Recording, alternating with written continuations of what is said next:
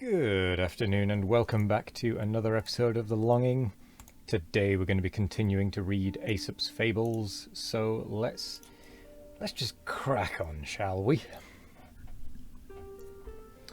If it'll open the book, that is. Is it going to? Hello? There we go. The Frogs Asking for a King. Time was when the frogs were discontented because they had no one to rule over them, so they sent a deputation to Jupiter to ask him to give them a king. Jupiter, despising the folly of their request, cast a log into the pool where they lived, and said that that should be their king. The frogs were terrified at first by the splash, and scuttled away into the deepest parts of the pool.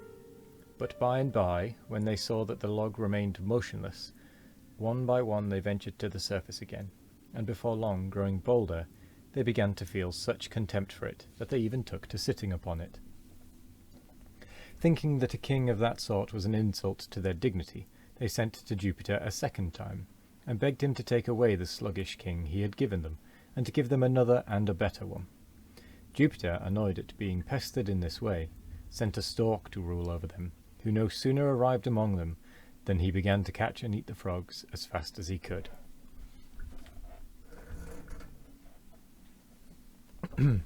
The Olive Tree and the Fig Tree. An olive tree taunted a fig tree with the loss of her leaves at a certain season of the year. "You," she said, "lose your leaves every autumn, and are bare till the spring, whereas I, as you see, remain green and flourishing all year round." Soon afterwards there came a heavy fall of snow, which settled on the leaves of the olive, so that she bent and broke under the weight. But the flakes fell harmlessly through the bare branches of the fig, which survived to bear many another crop. The Lion and the Boar. One hot and thirsty day, in the height of summer, a lion and a boar came down to a little spring at the same moment to drink. In a trice they were quarrelling as to who should drink first. The quarrel soon became a fight, and they attacked one another with the utmost fury. Presently, stopping for a moment to take breath, they saw some vultures seated on a rock above, evidently waiting for one of them to be killed, when they would fly down and feed upon the carcass. The sight sobered them at once, and they made up their quarrel, saying, "We had much better be friends than fight and be eaten by vultures." The Walnut Tree. A walnut tree which grew by the roadside bore every year a plentiful crop of nuts. Every one who passed by pelted its branches with sticks and stones in order to bring down the fruit, and the tree suffered severely. "It is hard," it cried, "that the very persons who enjoy my fruit should thus reward me with insults and blows." The Man and the Lion. A man and a lion were companions on a journey, and in the course of conversation they began to boast about their prowess, and each claimed to be superior to the other in strength and courage. They were still arguing with some heat when they came to a crossroad, where there was a statue of a man strangling a lion. "There," said the man triumphantly, "look at that. Doesn't that prove to you that we are stronger than you?" "Not so fast, my friend," said the lion. "That is only your view of the case. If we lions could make statues, you may be sure that in most of them you would see the man underneath. There are two sides to every question." The Tortoise and the Eagle. A tortoise, discontented with his lowly life, and envious of the birds he saw disporting themselves in the air, begged an eagle to teach him to fly. The eagle protested that it was idle for him to try, as nature had not provided him with wings, but the tortoise pressed him with entreaties and promises of treasure, insisting that it could only be a question of learning the craft of the air. So at length the eagle consented to do the best he could for him, and picked him up in his talons.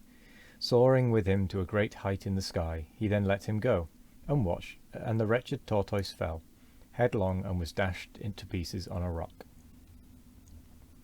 The Kid on the Housetop. A kid climbed up onto the roof of an outhouse, attracted by the grass and other things that grew in the thatch, and as he stood there browsing away, he caught sight of a wolf passing below, and jeered at him because he couldn't reach him. The wolf only looked up and said, "I hear you. my young friend, but it is not you who mock me, but the roof on which you are standing. The Fox Without a Tail. A fox once fell into a trap, and after a struggle managed to get free, but with the loss of his brush. He was then so much ashamed of his appearance that he thought life was not worth living unless he could persuade the other foxes to part with their tails also, and thus divert attention from his own loss. So he called a meeting of all the foxes and advised them to cut off their tails. "They're ugly things anyhow," he said, "and besides, they're heavy, and it's tiresome to be always carrying them about with you." But one of the other foxes said, "My friend, if you hadn't lost your own tail, you wouldn't be so keen on getting us to cut off ours." The Vain Jackdaw.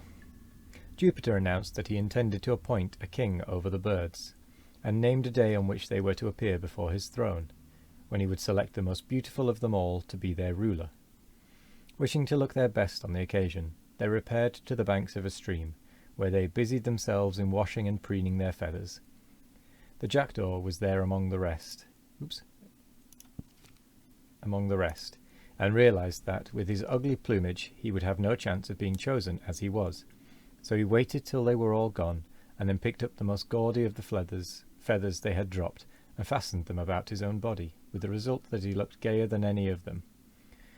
When the appointed day came, the birds assembled before Jupiter's throne, and, after passing them in review, he was about to make the jackdaw king, when all the rest set upon the king-elect, stripped him of his borrowed plumes, and exposed him for the jackdaw that he was. The Traveller and his Dog. A traveller was about to start on a journey, and said to his dog, who was stretching himself by the door, "Come, what are you yawning for? Hurry up and get ready. I mean you to go with me." But the dog merely wagged his tail and said quietly, "I'm ready, master. It's you I'm waiting for." The Shipwrecked Man and the Sea.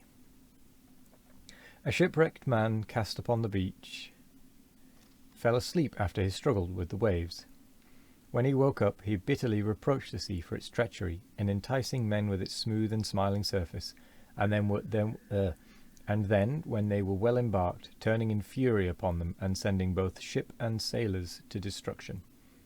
The sea arose in the form of a woman and replied, "Lay not the blame on me, O sailor, but on the winds. By nature I am as calm and safe as the land itself, but the winds fall upon me with their gusts and gales, and lash me into a fury that is not natural to me." The Wild Boar and the Fox.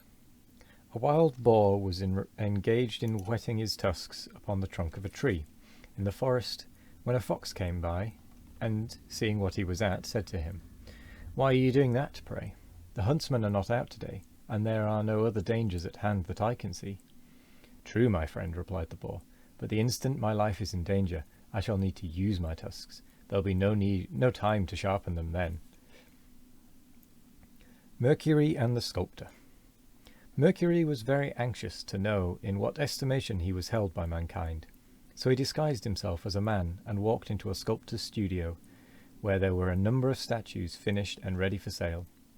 Seeing a statue of Jupiter among the rest, he inquired the price of it. "A crown," said the sculptor. "Is that all?" said he, laughing. "And," pointing to one of Juno, "how much is that one?" "That," was the reply, "is half a crown. And how much might you be wanting for that one over there now?" he continued, pointing to a statue of himself. "That one," said the sculptor. "Oh, I'll throw him in for nothing if you buy the other two." The Fawn and his Mother. A hind said to a fawn, who was now well grown and strong, "My son, nature has given you a powerful body and a stout pair of horns, and I can't think why you are such a coward as to run away from the hounds." Just then they both heard the sound of a pack in full cry, but at a considerable distance. You stay where you are," said the hind. "Never mind me." And with that she ran off as fast as her legs could carry her. The Fox and the Lion. A fox who had never seen a lion one day met one, and was so terrified at the sight of him that he was ready to die with fear. After a time he met him again, and was still rather frightened, but not nearly so much as he had been when he met him first. But when he saw him for a third time, he was so far from being afraid that he went up to him and began to talk to him as if he had known him all his life. The Eagle and His Captor. A man once caught an eagle, and after clipping his wings, turned him loose among the fowls in his hen house, where he moped in a corner, looking very dejected and forlorn. After a while his captor was glad enough to sell him to a neighbour, who took him home and let his wings grow again. As soon as he had recovered the use of them, the eagle flew out and caught a hare, which he brought home and presented to his benefactor. A fox observed this and said to the eagle, "Don't waste your gifts on him. Go and give them to the man who first caught you. Make him your friend, and then perhaps he won't catch you and clip your wings a second time." And with that, we are 10 minutes. So I'm going to say thank you very much for joining me today. I hope you have a wonderful morning, evening, afternoon or night, no matter what time of day it is. I hope you have... Oh, excuse me. Sudden yawn. I hope you have a wonderful one of it. And as always, we will be back tomorrow with more of The Longing. Goodbye.